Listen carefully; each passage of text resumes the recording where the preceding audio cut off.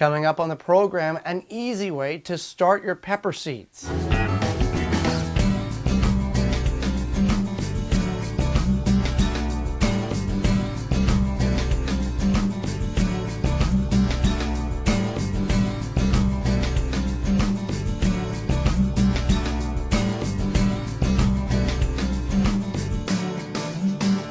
The Wisconsin Vegetable Gardener is sponsored by the following. MIgardener.com, over 300 varieties of non-GMO, heirloom, organic flowers, vegetables, and herb seeds, all for 99 cents. MIgardener.com. Sioux Growing Supply, located in Wausau, Wisconsin, focusing on certified leaf compost, an excellent amendment for poor soil. With their new garden blend, improving soil structure in clay and sandy soil, great for creating new garden beds. Also available from Sioux's, pre-filled trays and pots with professional potting soil mix or organic rice hull-based potting soil mix. Bag and bulk of certified leaf compost also available. Visit SiouxGrowingSupply.com. Stop before you dig. Call Digger's Hotline first. Call 3 business days before you dig. It's the law. It's completely free and it's for your safety. Know what's below before you dig. It's your responsibility. Call Digger's Hotline or visit them at diggershotline.com. HappyLeafLED.com, commercial grade grow light with a home gardener's affordability. No fans, no motors, simply plug in and grow. Great for seed starting to lettuce to full grown tomatoes, all indoors. HappyLeafLED.com. Welcome to the Wisconsin Vegetable Gardener. I'm Joy Baird. We're going to start peppers today and we're going to do it very easily. There's a couple of different methods that we have practiced in over the years, and we have found to be all successful, but this year we're going to try a little bit different. Now, peppers, you want to start 8 to 10 weeks before your last average frost date in your area. You can find that by going to your favorite search engine and typing in last average frost date, insert your zip code there, and it will give you the approximate last date based on the previous 10 years average. But just keep in mind, it may be 2 weeks earlier or it may be a week after. Just you have to be very cautious and be aware of what's going on with the weather whenever you decide to plant these outside. Now, peppers are a slower growing start, and you can buy these at your local independent garden center or you can start them inside, and either way is perfectly fine. The advantage to starting them indoors, starting them yourself, is much like the same advantage you have with tomatoes. You have a very large variety to choose from, whether hot or mild. At the store, at the independent garden center, you have a limited variety. So keep that in mind. Either way is fine, but you know, if you want to be specific on what you want to grow, you want to start them yourself. So we have started them in the past in root maker trays, and they worked very well. We have done the 18-cell root maker, filled them with professional potting soil from Sioux, and it planted 2 seeds in each cell. Worked very well. But maybe you don't have a lot of space to start with. Well, what you can do is what we're going to do. Now, I have extra time in which I can transplant these starts into the root maker cells. Now, if you're limited on time, starting in the root maker trays is ideal. Fill them up, put 2 seeds in it, and then you're good to go. But if you have some extra time like I have, I can save space on the front end of seed starting.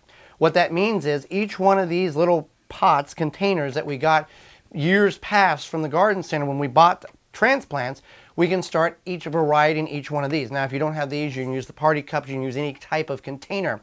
This was an ideal that came from the MI Gardener channel many years ago, and we're practicing it over here because it makes perfect sense.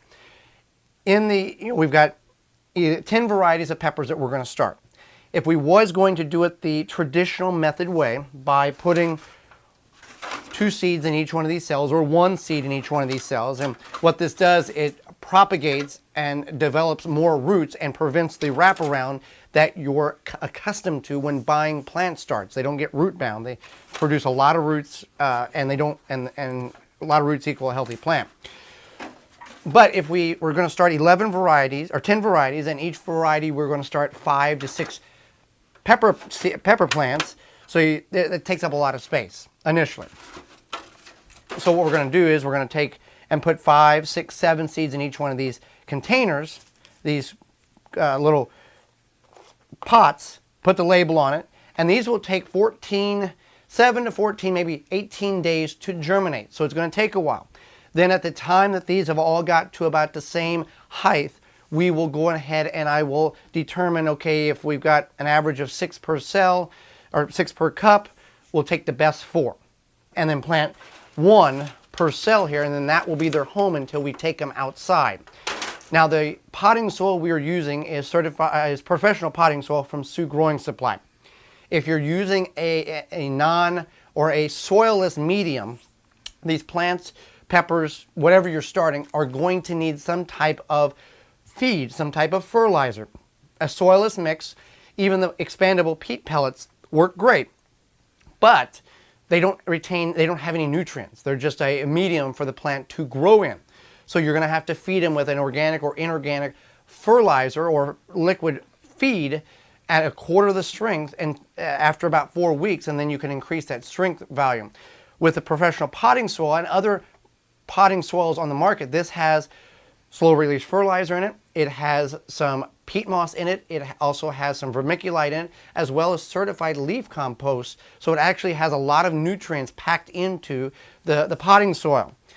So with that being said, we're going to go ahead and plant in our containers here.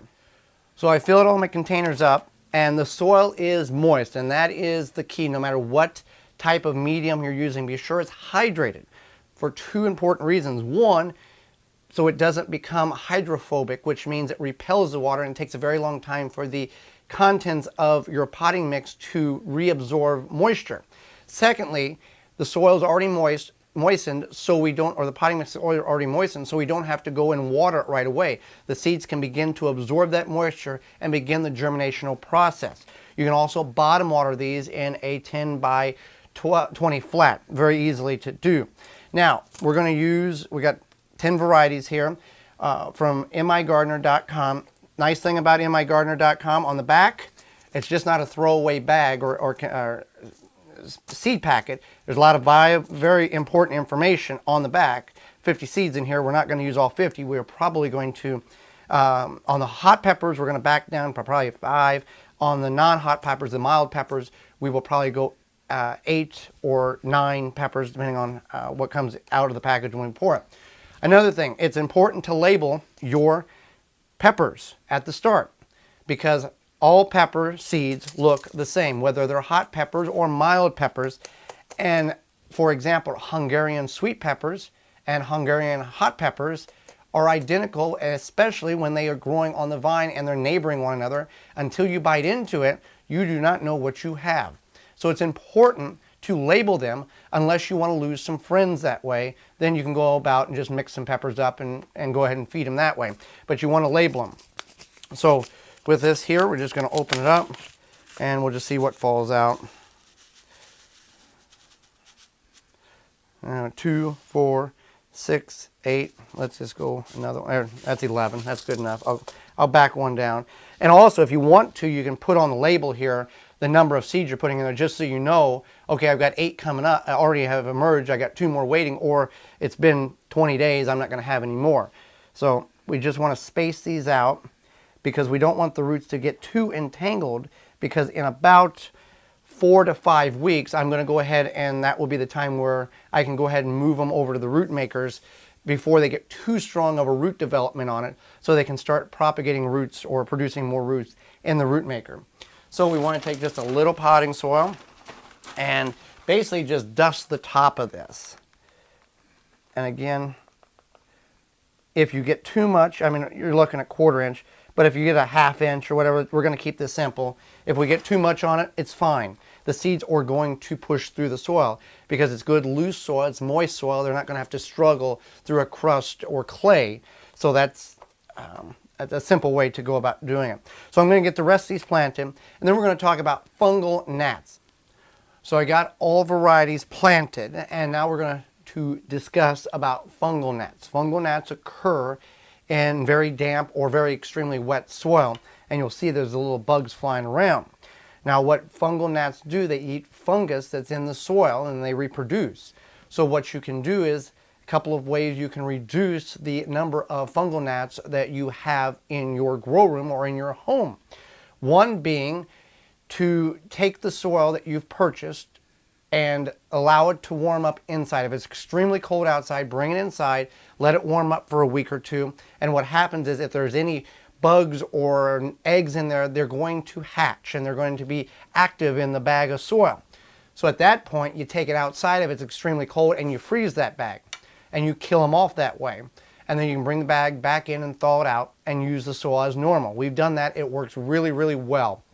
If it's too warm outside, you can simply take what you need out of the bag and do that kind of procedure, but put it in, if you can get it in the deep freeze or in your freezer, get enough soil that you need in a Ziploc top bag or in a container and slide it in the freezer and let it freeze solid to kill those bugs off as well. That works.